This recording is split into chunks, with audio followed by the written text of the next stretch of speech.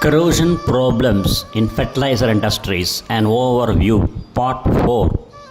Lecture by Dr.G.Subramanian, Chief Scientist Retired, CSIR, Central Electrochemical Research Institute. In this talk, we are going to highlight the corrosion problems in a fertilizer plant in India, which has only air separation, ammonia and urea facilities. A. Urea plant. Under this we have carbon dioxide interstage cooler. This exchanger has cycle water on the shell side and was fabricated with steel baffles, although the tubes were S30400. The baffles have suffered enough galvanic corrosion in 2 years to permit the tubes to vibrate and fail by baffle wear. Ingress of carbon dioxide then aggravates steel corrosion. The baffles and the tie rod should be replaced with S30400, that is 304 alloy. Composition: chromium 18 to 20, nickel 8 to 10.5, manganese 2, silicon 0.75, phosphorus 0.045 and carbon 0.08, sulfur 0.03, nitrogen 0.1% and iron remainder. We concurred in a temporary fix to be effected by welding a stiffening rod between individual tubes and baffles. Cathodic protection is not feasible because it is impossible to effect proper current distribution. Under urea plant, the next factor is Carbamate Condenser. In this horizontal S31603 exchanger, the water level on the shell varies, permitting excessive temperatures in the top layers of tubes.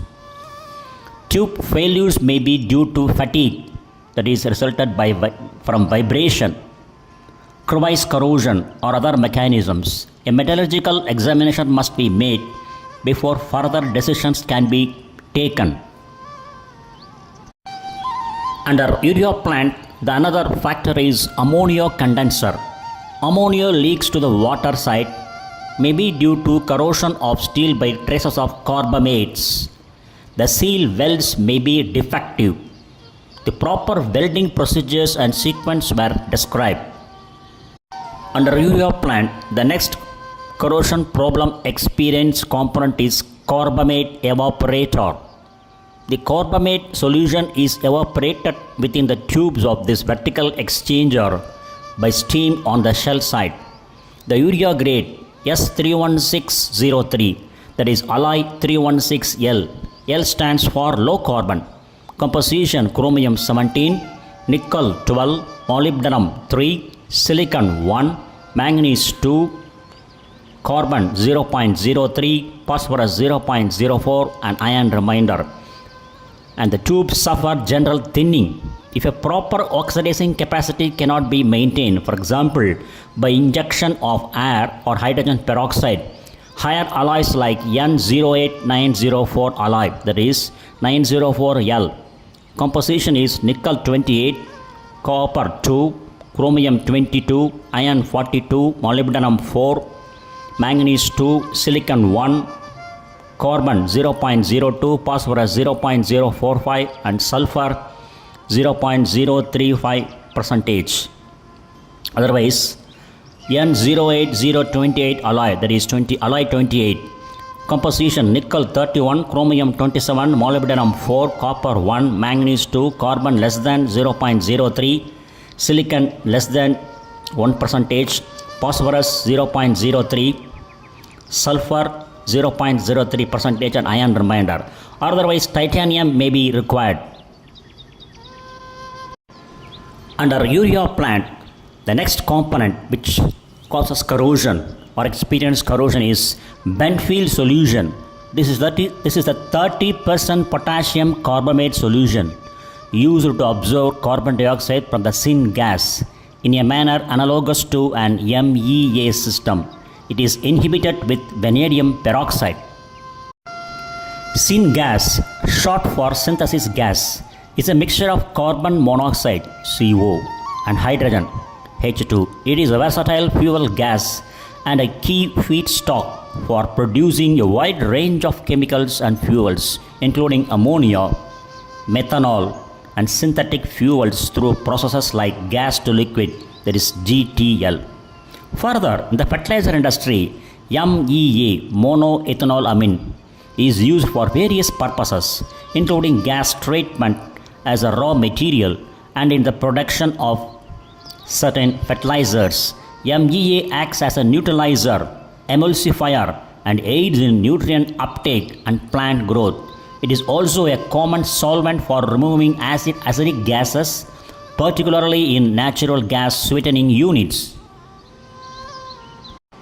Under this bent field solution, we have 2 points. One is reportedly the CP3M pump is suffering erosion, abrasion, or corrosion in the 110 degree centigrade solution.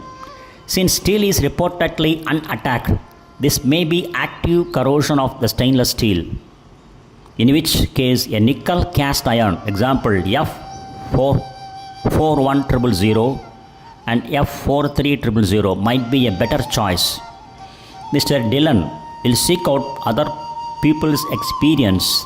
There was considerable discussion of oxidizing inhibitors, example various valence states of vanadium, possible use of nitrites, and whether S31603 might be active due to alkali or the transpassive range due to excess oxidants.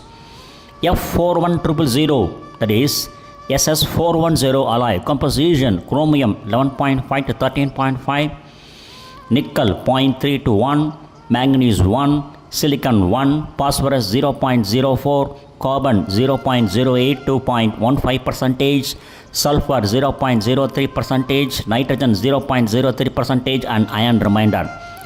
And F43000, that is SS430 alloy, the composition is chromium 16 to 18, nickel less than 0.75%, molybdenum 0.75 to 1.25%, manganese 1%, silicon 1%, phosphorus 0.04%, carbon 0.12%, and sulfur 0.03%, and iron remainder.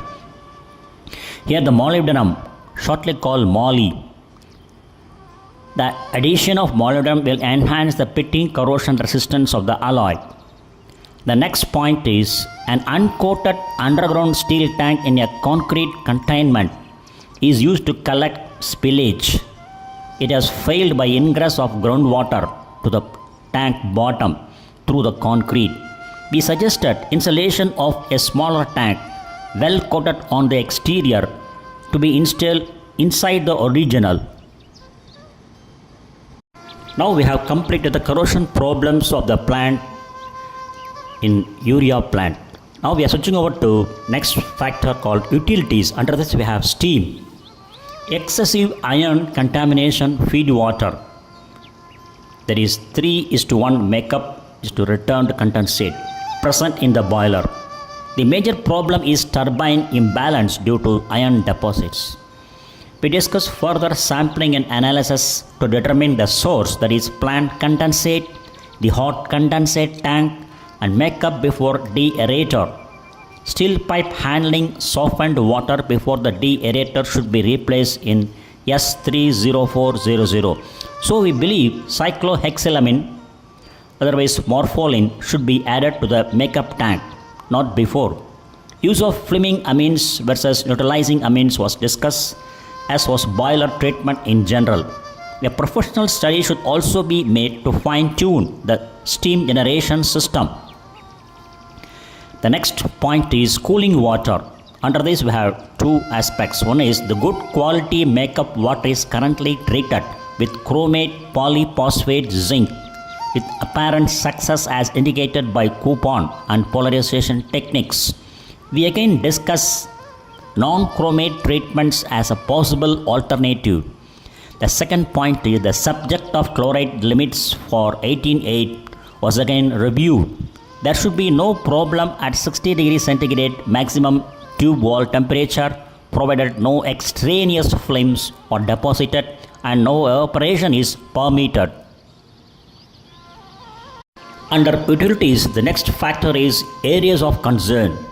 Because of limited time for discussion, we provide the following checklist for areas of concern based on experience in plants in this sort of climate and terrain.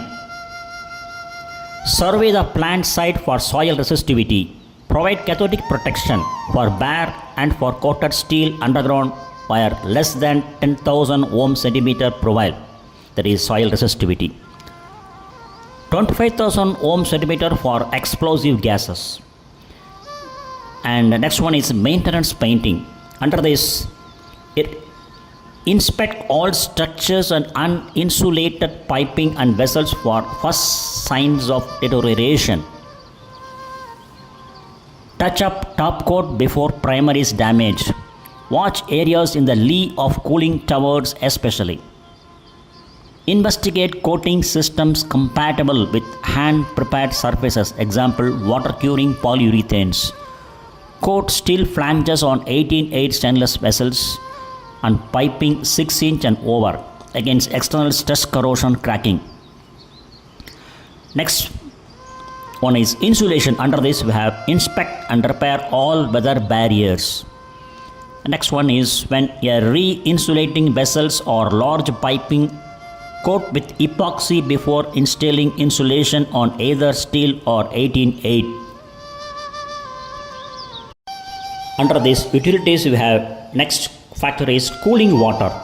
Review equipment records in all stainless steel water cooled exchanges. So under this we have 4 points. Scheduled replacement of all steel baffles, tie rods and hardware. And when water is on shell side, check steel shell thickness now for original reading. Inspect on a 3-year basis.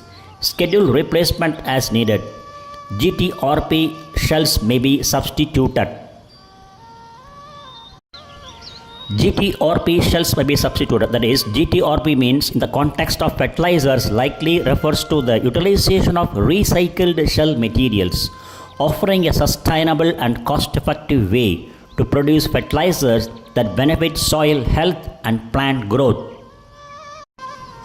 When water is on the tube side, do not coat heads nor shells when water is on shell side.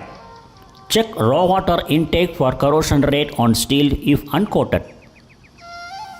The next point is threaded fasteners. Replace steel bolts, nuts on working flanges, that is those open regularly, with more resistant bolting, that is galvanized, aluminum coated, polyimide, otherwise PTFE coated. After determining cost-benefit ratio and availability, for cryogenic bolting use 18-8 or pH grades, not high-strength bronzes. pH means precipitation hardening stainless steels. What they are? The precipitation hardening stainless steels are a family of iron, chromium, nickel alloys with additives such as copper, molybdenum, niobium, titanium and aluminum. The next factor of concern causing corrosion under utilities is ammonia storage. Under this we have 2 major points. One is inspect ammonia storage tanks by shear wave ultrasonic for stress corrosion cracking in liquid or vapor phases. Investigate use of oxygen scavengers, example hydrazine. And next one is review ammonia recovery systems for carbamate attack. Replace steel with S4100 to 40 degrees centigrade, S30403 to 60 degrees centigrade and S31603 alloy above 60 degrees centigrade. Finally, we have fire water. Check fire control water piping in dead legs for attack by sulfate reducing bacteria, shortly called SRB. Monitor storage tank for corrosion by air ingress. Monitor coating performance in tank by applying cathodic protection if required.